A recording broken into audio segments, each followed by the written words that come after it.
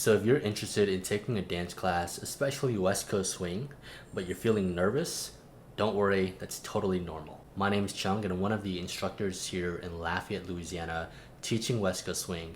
And whether you've never danced before, whether you're worried that you won't know anyone when you go to your first class, or maybe you were just afraid that you got the steps wrong, no matter what it is, I'll walk you through what to expect for your first West Coast swing class so you're ready to take that first step and start dancing. Now for new dancers, whether you're here in Lafayette or somewhere else in the world, the first class that I would recommend you take when it comes to West Coast swing is typically going to be called something along the lines of Intro to West Coast Swing, Beginners or Newcomers class, Beginners Level 1, or it might be called West Coast Swing Basics. And keep in mind, other places may teach a little bit differently, but here in Lafayette, I like to start off newcomers by giving them a basic understanding of West Coast Swing. West Coast Swing is a partner dance style that's been growing in popularity, especially through videos on Instagram and YouTube. It's known for being a style that can be danced to nearly any type of music, whether that's blues, country, R&B, contemporary music, aka modern music, or think like pop, top 40 hits, or even music like Zydeco or Cajun music, which we have locally here in Louisiana. Also, West Coast Swing has a casual and friendly culture around it. There's structure in the dance, but it's not very stuffy, and you don't really have to worry about it being like a dating scene or a pickup scene.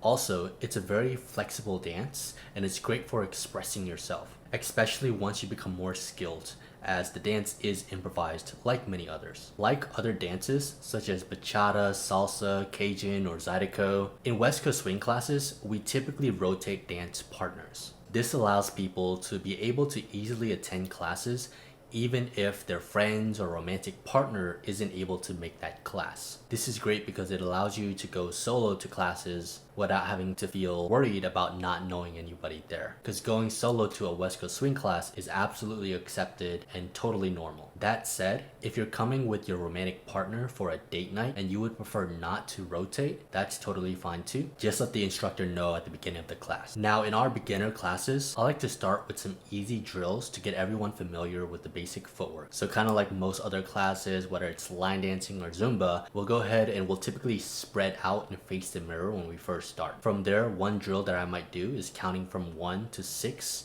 while everybody walks left, right, left, right, left, right. So it sounds like 1, 2, 3, 4, 5, 6 while everybody's stepping in place. And this ties into a common way of thinking about partner dancing, where essentially it's really just fancy walking. Once we've got some basic footwork out the way, I like to try and teach at least one pattern for each class. And if you haven't heard that before, a pattern is just another word for a dance move. And in West Coast Swing, all of our beginner patterns or beginner dance moves can be categorized as either pushes, passes, or whips. And keep this in mind, you do not need to memorize this right now. You'll learn them over time. To give you an overview, the 5 main beginner patterns are left side pass, right side pass, push break, also called a sugar push, the sugar tuck, and a whip. As you progress and spend more time dancing West Coast Swing and coming to more classes, you'll learn different variations of these patterns and how to make them look even better and fancier. And for new dancers, I recommend learning the left side pass first. To give you more of an idea on the structure of these classes, the way I like to teach patterns is to first break it down into sections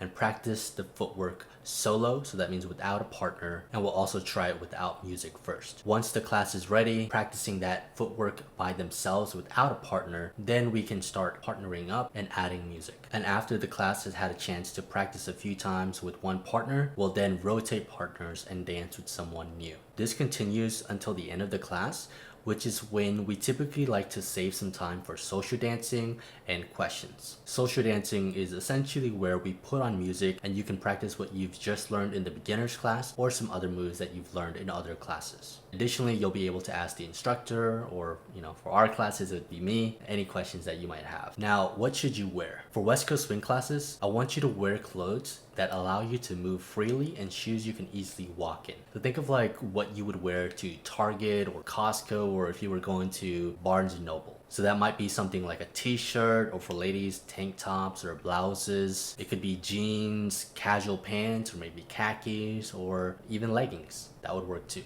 For shoes, some ideas are Vans, Converse, Keds. You could also get boat shoes or loafers. And if you have some older tennis shoes that have a worn down sole, you can wear those as well. I don't like recommending running shoes, especially if they're pretty new and they're super grippy. It'll make it hard for you to dance, so I don't recommend those. But if your shoes let you slide, that'll work. And shoes with a suede bottom work especially well for West Coast swing. Keep in mind with these shoes, we want to make sure we're not wearing anything like slippers or flip-flops. We want to make sure that we have socks on when we're dancing, as it'll make it more comfortable for you. Now, what should you bring? I recommend bringing a bottle of water, something easy to carry. You can also bring your romantic partner, whether that's your boyfriend or girlfriend or husband or wife, or maybe you just bring some friends, especially if they're available and they're not busy working, because I know it can be difficult to align schedules with friends. Lastly, the most important thing for you to bring, and this is an absolute necessity, is a desire to learn. Bring some enthusiasm, some energy. Just be ready to have a good time and have some good fun. Now, what should you know?